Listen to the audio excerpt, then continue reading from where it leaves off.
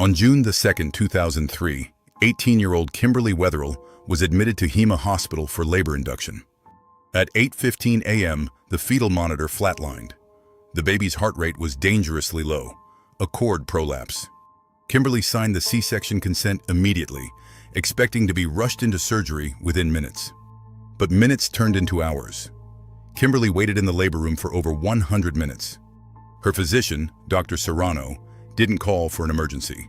He waited for routine lab results to return. This delay led to a high-stakes medical malpractice suit against the hospital and the physician. The plaintiffs alleged negligence, claiming the hospital failed to provide a timely emergency delivery. Stephanie was born with permanent brain damage. She now requires lifelong therapy for global developmental delays.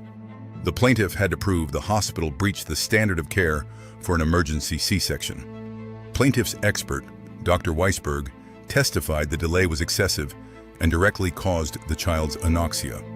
Evidence showed the hospital lab processed routine tests while the baby was in distress. The defense's strongest argument came from Dr. Serrano himself. He took full responsibility for the timing. The smoking gun was the order sheet. Serrano labeled antibiotics as stat, but not the surgery. Because the doctor didn't order an emergency procedure, the hospital staff followed his non-urgent timeline. The court granted summary judgment for the hospital, dismissing them from the $5 million lawsuit. Judge Casellas ruled that the hospital isn't liable for a doctor's independent clinical choices. Since the nurses followed the doctor's specific, if flawed, orders, the hospital committed no breach. For practitioners, this case highlights the critical importance of physician-ordered documentation. If the doctor doesn't label it stat, the hospital's adherence to his timeline is your strongest shield, or a plaintiff's hardest hurdle.